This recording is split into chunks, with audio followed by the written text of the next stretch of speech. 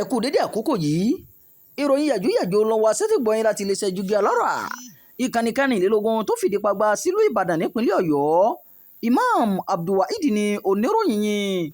₹20 ni mo gbà fún sinimá ọ̀pá ajé tó sọ mí di olókìkí. Àjàn Abidjan ló sọ bẹ́ẹ̀. Ọ̀kan gbòógì òṣèré sinimá àgbéléwò ayé àtijọ́ Alhaji Adéyẹmí Síkírù tí ọ̀pọ̀ èèyàn mọ̀ sí Àjàn Abidjan ti ké pàǹjarè lórí àwọn ìpèníjà eléyìí tó ń bá fínra lẹ́yìn ọ̀pọ̀lọpọ̀ ọdún tí ó ti fi ojú hàn nínú àwọn sinimá àgbéléwò tó kálékáko. Nínú ọ̀rọ̀ eléyìí tó bá iléeṣẹ́ Jígí Alára sọ, Síkírù ní òun kò mọ̀ wípé dandan ni kí èèyàn ní òkìkí tàbí ní owó lọ́wọ́ lásìkò tó bá wà nínú iṣẹ́ tíátà. Ọ̀kan lára àwọn eré tó sọ Alhaji Síkírù di olókìkí nígbà náà ni sinimá kan tí wọ́n ń pè ní ọ̀pá ajé, nínú eléyìí tí ó ti kópa gẹ́gẹ́ bí Àjàn Abidjan.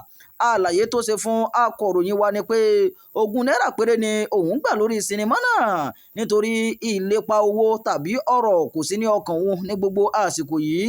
Wọ́n máa ń sábà ń kun arákùnrin yìí ní ẹ̀fún nínú àwọn ipa eléyìí tó kó nínú sinimá. Èyí ló sì fà á tí ó fi nira fún ọ̀pọ̀lọpọ̀ ènìyàn láti dá mọ̀.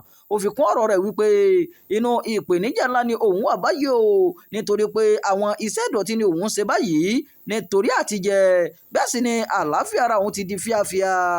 Ìròyìn yàjóyàjó fún ti àkókò yìí kò ní jù báyìí lọ. Ẹ má gbàgbé láti subscribe sórí ìkànnì Jígí Alára, ìkànnì kẹrìnlélógún tó fìdí pagbá sílùú Ìbàdàn nípínlẹ̀ Ọ̀yọ́. Imam Abdulwaheed ló ti ń jábọ̀ ìròyìn láti ìlú Ìlọrin ìpínlẹ̀ Kwara.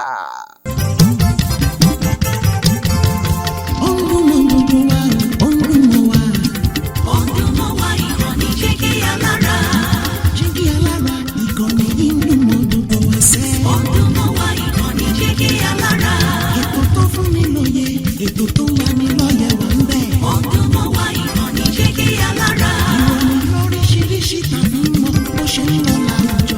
Ọdún mọ́ wá ìkànnì Jígí Alára. Ìkànnì Jígí Alára.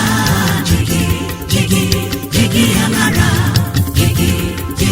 Jígí Alára. Jígí Alára. Ìkànnì Jígí Alára 24 bàbá gbogbo.